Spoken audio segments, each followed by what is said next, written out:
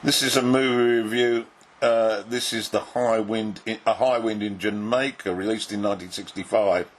It's directed by Alexander McKendrick, and the screenplay written by Stanley Mann and Ronald Harwood, and it's from a novel by Richard Hughes, produced by John Croydon.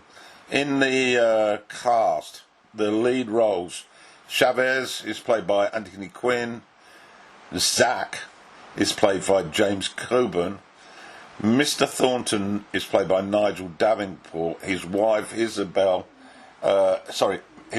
played by Isabel Dean, and then we have the five children of that marriage. The key character is Emily, played by Deborah Baxter, and then we have Rosa, who's a madame in a brothel, played by Lila Kedrova, and then late into the movie we see the barrister Matthias, played by Dennis Price. This is my review of The High Wind in Jamaica, the 1965 movie, and I used some of the material that I found out about the novel in my plot, although it has to be said that the film does deviate a little from the story within the book by Richard Hughes. Some of it, or obviously for dramatic purposes. But anyway, the Thornton children, there are five in all. Emily is the eldest. They're being raised on a plantation in Jamaica, and the time is after the emancipation of slaves in the British Empire colony. So we're talking after 1834, so mid-19th century. There are sailing ships and steamers awry on the high seas, and of course piracy is in abundance.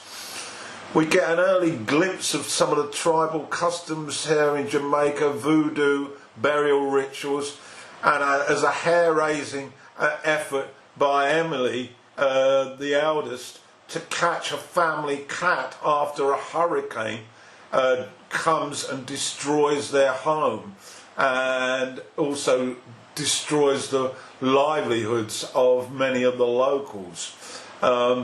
Their parents then decide that it may be best for them to leave the island and return to their home in England, and they also bring along two Creole children who they become attached to, and they leave on this merchant ship, the Clorinda, which is commanded by one Captain Maple. This vessel is then seized by pirates shortly after leaving Jamaica. Now the pirates, the two significant men on board of this are Chavez, played by Anthony Quinn, he's the captain, and Zach, who is his sort of second in command, and they quickly get hold of Captain Marple, and by hook or by crook threaten various things, one being to shoot the children if he doesn't disclose where he's kept the dosh, the money, and this takes an age before we finally find out where it is. The ship's ransacked, and the children are brought aboard the pirate schooner. Marple eventually is abandoned on the other vessel, but unusually the parents are with him, and so they are separated from the children, and I found this rather quite odd. Then we start to gather a feel of the environment on the pirate ship, and there's quite a considerable amount of amusement. Chavez isn't that smart a guy, but he has some appealing qualities.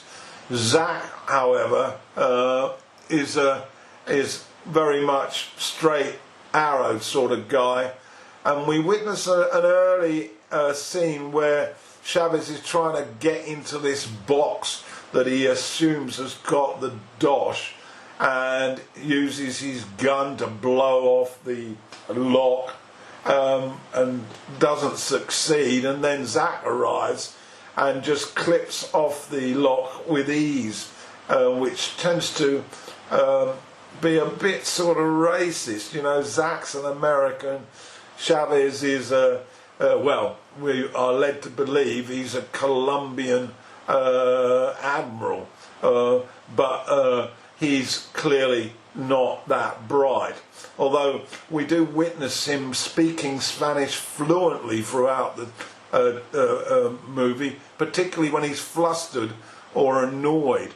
However, there are no subtitles, which is a bit of a letdown, which is regrettable because Quinn, a huge talent as an actor, has already displayed his prowess in speaking languages in the Fellini movie La Strada, where of course he spoke Italian.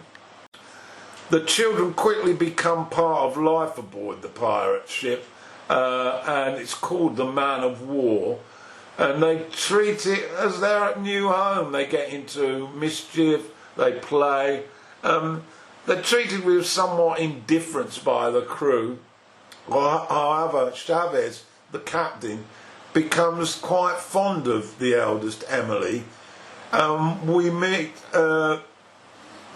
he claims to be a senior officer, as I said, in the Colombian Navy, and the movie tends to focus on how him and Zach negotiate maintaining order with a volatile crew who are full of sort of superstition, and a handful of children who are basically testing the patience of the crew. The relationship between the two men is quite fascinating, given their reputations as of high caliber actors. But Quinn definitely steals the show with that cunning glint in his eye and his moments of tenderness and concern for the kids' welfare, particularly Emily. In contrast, Zach's really only interested in financial gain and tolerates the children's presence. In the book, there's some substance led to the aspect of possible sexual activity by the senior crew with the girls. But I didn't see any of that, to be honest, between Chavez and Emily. I just saw him as just an adult wanting to show concern for a younger child. But the older Creole girl, Margaret, well, that's a different kettle of fish. It was clearly evident that the director, in panning the camera, wanted to maximise this girl's beauty and also the interest of the crew members, Chavez and Zach. The pirates then, after some time going through day-to-day shenanigans, they have a problem with their anchor, and although they manage to recover it, they then steer their way to Santa Lucia, which apparently is a base that they've used on previous occasions, and that's present-day Cuba, and they're there to sell the sea's goods that they've obtained from the merchant ship. And after they evade the eyes of another vessel, probably a European naval ship, we witness, before they land at Santa Lucia, we witness a burial at sea, which creates some authenticity about the movie, and the plot is generally an accurate record of the novel at this stage. I was particularly impressed by Emily's performance. It reminded me of Hayley Mills as a child actor, and there are further amazing moments when we witness her wearing Chavez's captain's hat, which is viewed with a lot of amusement by the crew, who tend to sort of belittle the captain regarding this. As I mentioned, superstitions amongst the crew are in abundance, and when the anchor is retrieved, some of them suspect that a ghost has come on deck as following the lifting of the anchor from the sea. And then we have issues between Chavez and Zach as well as to how to handle this. Once docked at St. Lucia, we witness a night of frivolity. Basically, they are well familiar with Rosa, who's a madam and runs a brothel there, and there's also some other entertainment in the form of cockfighting, which of course is a gambling den, and we witness the crew, Chavez and Zach, enjoying this with relish and gusto in this sort of warehouse, and but the children are viewing it from rooms overlooking the warehouse, and there's inadvertently John manages to lose his footing as he's desperate to see what's going on and falls to his death. The loss isn't really immediately seen as that significant, although Chavez seems to be visibly distressed by it, and appears to be the last one to forget him. But the madam insists that they leave following this death, as she fears that they might be attracting the sort of vessels that wouldn't be good for business. Following this accident, there's an accident that injures Emily, so she has to be placed in Chavez's cabin, and so there's more scenes involving the two of them, and we clearly see Chavez's nurturing part of his character. But then there's an incident which when she reacts to his perceived closer interest by biting his hand.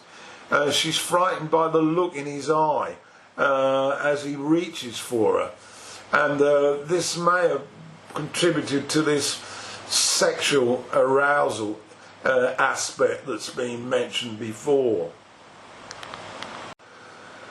Then back on the sea, the pirates quickly take the first ship that they finally see. It's a Dutch vessel, and the captain of the ship is tied up and left in the cabin with Emily, who's recovering from this accident. The Dutch captain does all he can to get Emily to free him, but it leads to her responding by using a knife and stabbing him when she feels that she is being threatened by him. Chavez arrives as well to her assistance, and this incident is used later on. For me, this last incident, which is clearly horrific, it then enables the director to jettison back to the UK, and we're in a court in England, and Emily's giving a testimony against Chavez, Zach, and the crew, and the incident involving the stabbing seems to be used as evidence to help convict the crew, particularly Chavez.